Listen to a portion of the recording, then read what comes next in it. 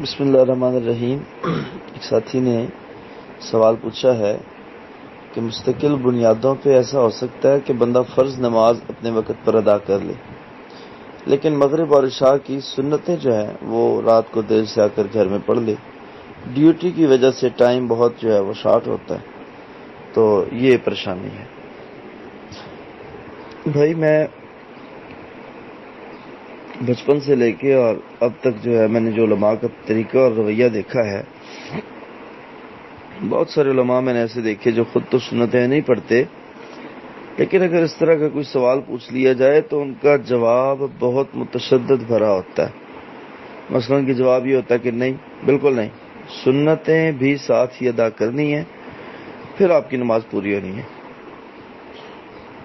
جبکہ حقیقی بات تو یہ ہے کہ فرائض بہت ضروری ہیں، سنتیں پیکج ہیں۔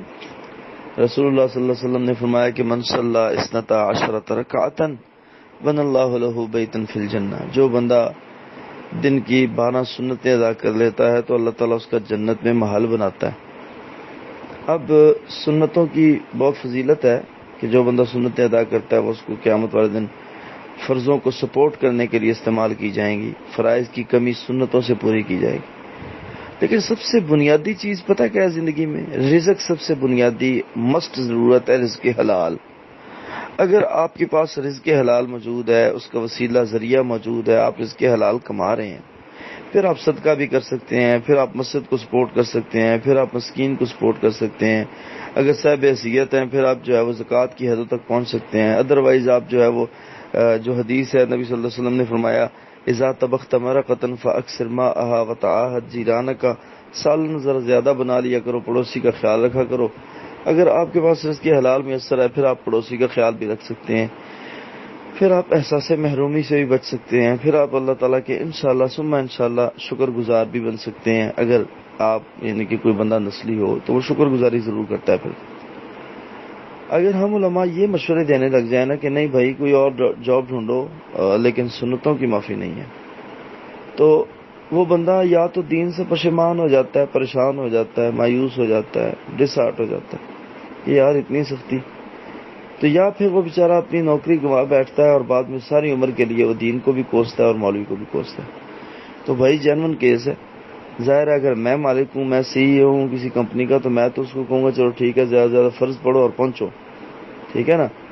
تو اگر موقع ملتا ہے تو اچھی بات ہے، سنتیں ساتھ ادا کرنی۔ اگر موقع نہیں ملتا فرض پہ کمپرومائز نہ کریں، فرض نماز اپنے وقت میں ادا کریں، لیکن سنتوں کا چلو کر لیں، اس کو بعد میں ادا کر لیں، ٹھیک ہے نا۔